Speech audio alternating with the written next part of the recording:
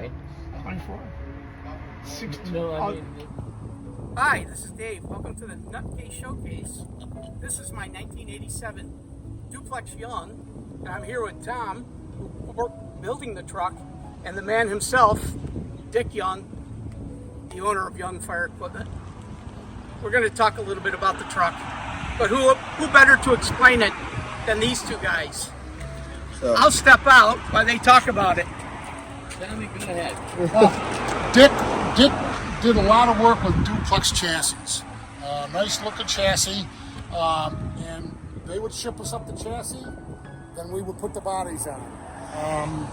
Dick had 3 different height bodies that you could choose from, and the height body you chose also dictated what size tank you could get. Obviously with the short one, you couldn't get a 1,000-gallon tank, but with the taller ones you could.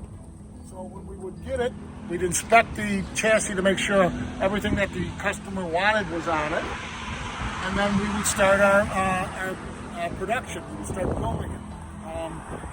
I took care of the body shop, so I would all get the body built for them. They would tell me what size.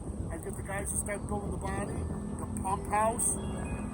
Dick would order the fiberglass bodies from Grassel. Grassel worked with us specifically. Yeah, we want Grassel out, yep. So they would build them, ship them over.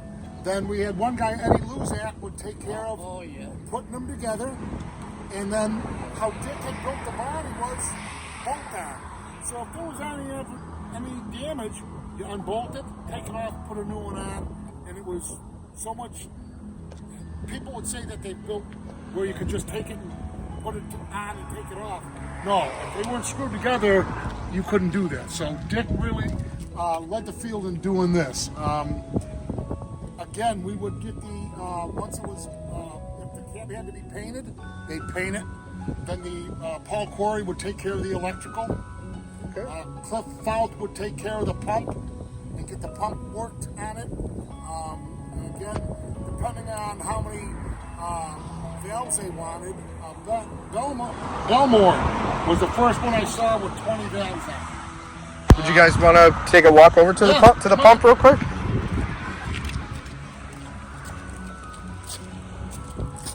And then back then, we could still ride on the tailboard. Yeah. Still ride up here. We also did the walkway. We would build the walkway with the battery rollout trays. So that would be done. So once everything got painted, it was just a matter of, hey, put this on, put the pump house on, and put the battery on. There's a fiberglass panel here. Again, this is a fiberglass panel that was screwed on and gave us access to the pump house. So you could get to the top of the pump for you. Quick note. Years ago, on a top mount, there was a section, the lower section, you could put 2 Speedway 2.5s to tie into the hydrant. And that was the neatest thing. I mean, that was, back then, that was ideal. The deck obviously is mounted there, and that came through with the specs. When the company ordered them, we knew, hey, they got a plumb for a deck gun.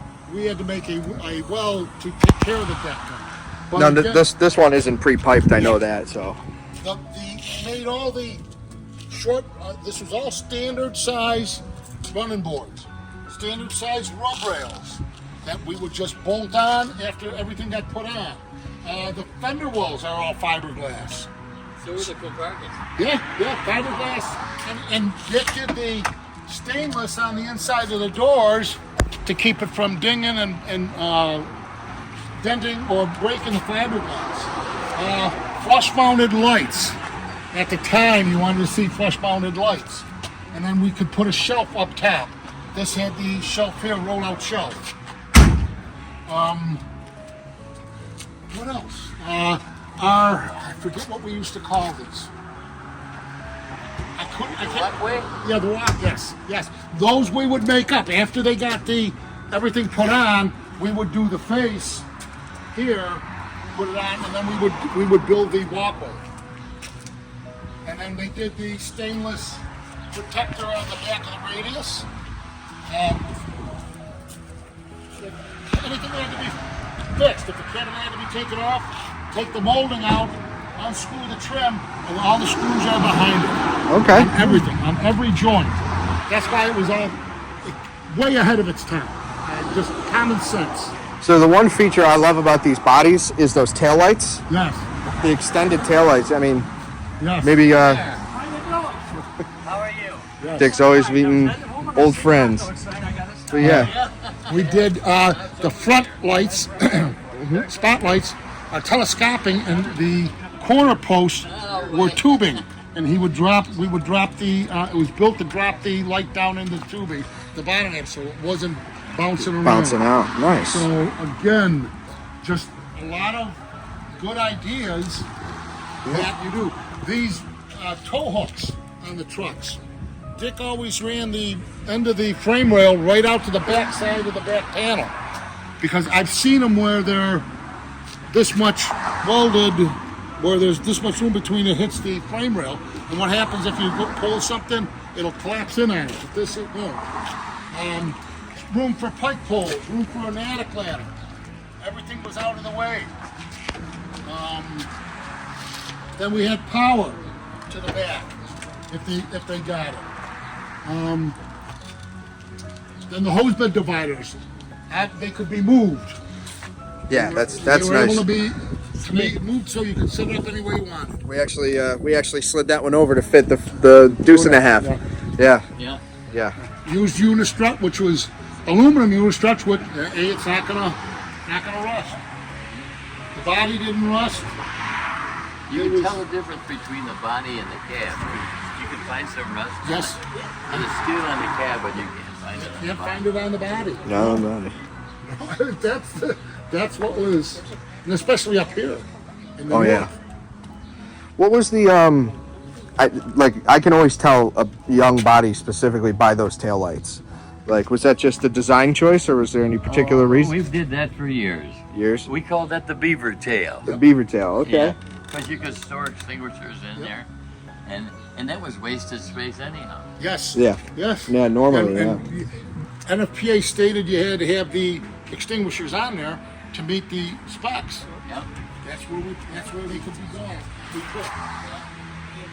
You know, and it was again, you know, they would come in, talk with Dick and Timmy, and decide how they were what they wanted to have on the truck, and then it was set up. And then the other side, the driver's side, was the same as the officer's side, with the pump panel being up top. The pump panel, Dick had went and got, instead of using manual control valves, hooked up hydraulics to it, and all it was a small hydraulic pump off the engine, not even a power takeoff. It was just coming off the engine, and it was a closed system. Yeah. Always provided power to the valves. And you could control the speed at which you Yes. go. And then people started asking, can we get them shown when they're fully open? And Dick came up with the electronics, and then he finally got it with the electronic switch. Electronic over hydraulic. Yeah. Yeah.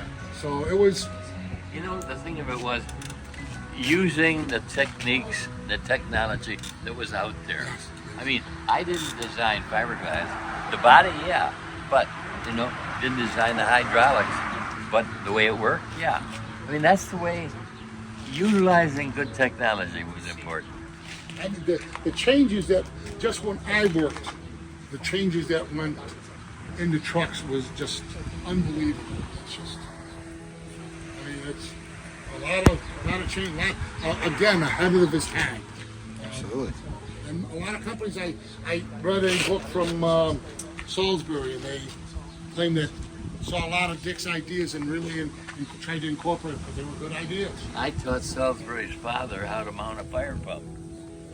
I was explaining to somebody, to him, that you used to see the fire pumps at an angle because they didn't have the dampeners for the drive Yeah. shaft. And when they came up with the dampeners, then make it level. Made a difference. Yeah. Absolutely. You see the real old ones, and they'll be Yeah. at an angle. So that was so the universal joints would run. Yeah. Yeah. So, You know, it's so fun to look back. It's like that 4-inch rear discharge. That's a 4-inch fiberglass pipe. Yeah. yes. Yes. And Vigilant here got the first fiberglass, Yeah, they did. and Dick put 3-inch full flow Hale valves on it, and they tested it, and it was flowing 1,300 and some gallon a minute through one valve. They could flow Yeah. 1,300 gallons a minute Yeah. through one valve. Hey, Dad, you mind starting this up and turn the lights on? Yeah. Well, you think you guys would talk about the other one too for a few minutes? Well, that one's way ahead of my time. Well, done way before me. Sure. Yeah. Think you'd be able to talk for a few minutes on the Crusader? Oh yeah. All right. Well, we'll do that right after this one. A little bit longer showcase, but I think it's warranted.